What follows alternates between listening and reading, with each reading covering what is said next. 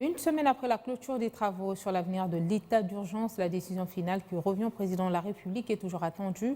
En grande majorité, les participants à ces assises de 3 jours avaient opté pour la levée immédiate de ce régime d'exception instauré voilà déjà 2 ans dans les provinces du Nord Kivu et de l'Ituri.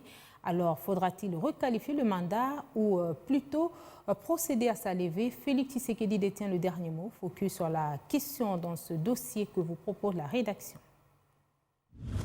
Après la clôture de la table ronde sur l'évaluation de l'état de siège, le statu quo, en attendant d'être fixé sur son maintien, sa requalification ou son retrait. Durant 3 jours, sur initiative du président de la République, plusieurs participants comptés parmi les autorités militaires des provinces sous état de siège, des députés nationaux et provinciaux des 2 provinces sous état de siège, la notabilité du coin et la société civile avaient réfléchi sur 3 thématiques. Le maintien, la requalification et la levée de cette mesure décidée par le président de la République.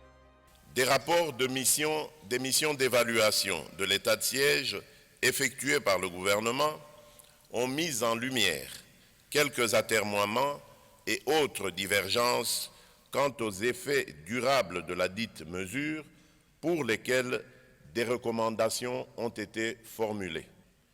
J'ai donc entrepris une série de consultations, dont une audience accordée aux élus nationaux du Nord Kivu et de l'Ituri en octobre 2022, afin de décider consciencieusement des orientations à donner aux recommandations formulées sur le maintien ou non de cette mesure. Dès l'entame du forum, la tendance dégagée était la levée de l'état de siège.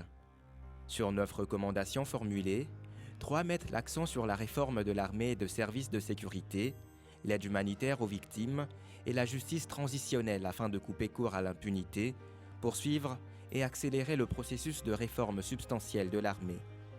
Et dans l'opinion, la population du Nord Kivu et de l'Ituri ne jure que sur la levée de l'état de siège. Le pouvoir doit revenir aux civils. Les massacres n'ont pas pris fin pour moi qui suis de Beni et ceux de l'Ituri. Par exemple, pour les villes de Goma, de Beni, Butembo, on a constaté une augmentation de l'insécurité urbaine, alors qu'il y a des militaires, des policiers à la tête de ces entités. Donc tout cela fait que la population n'en veut plus. Lorsque on a chargé à la fois le militaire et l'administration et les opérations, c'était un travail de trop. Il faudrait laisser les militaires se concentrer sur la ligne de front.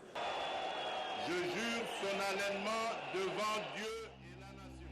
Janvier 2019, Félix Tshisekedi prend les rênes du pays.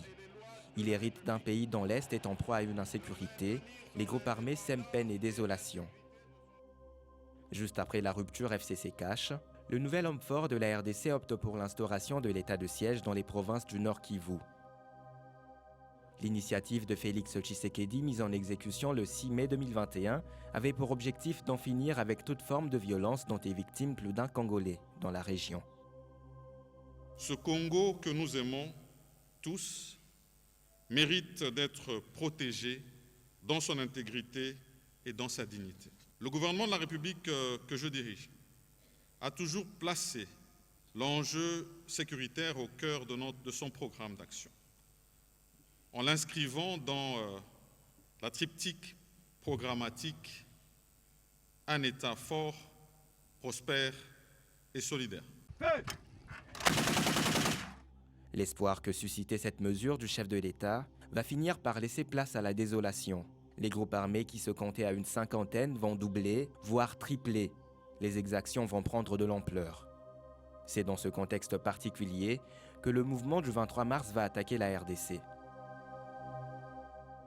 Dans le Nord Kivu, les FARDC font plus face à des groupes armés étrangers, et dans l'Ituri, ce sont plutôt les Congolais qui ont pris des armes contre leurs frères, se cachant derrière des forces d'autodéfense ethnique. Une situation à la base du déplacement de plusieurs milliers de personnes en interne. La MONUSCO et les forces de l'EAC sont désormais pris pour cible par la population, qui ne jure que sur la levée de l'état de siège.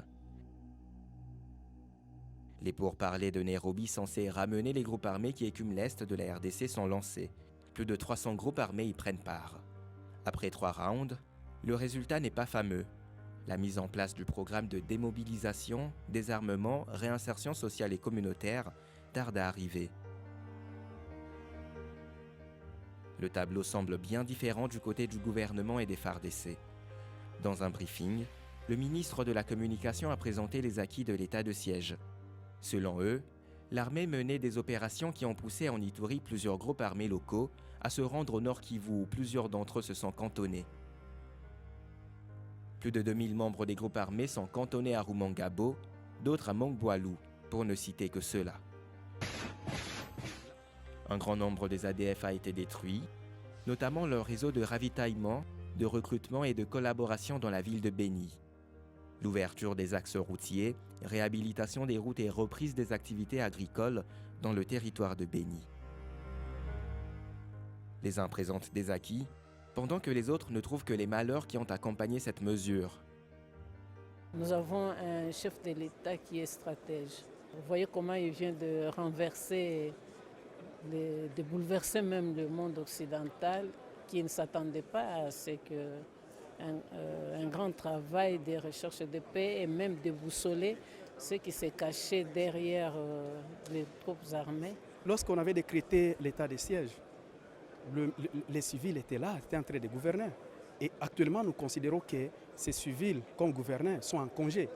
Et aussitôt qu'on enlève l'état de siège, les gouverneurs civils ont les responsabilités de rentrer dans leur poste. C'est vrai.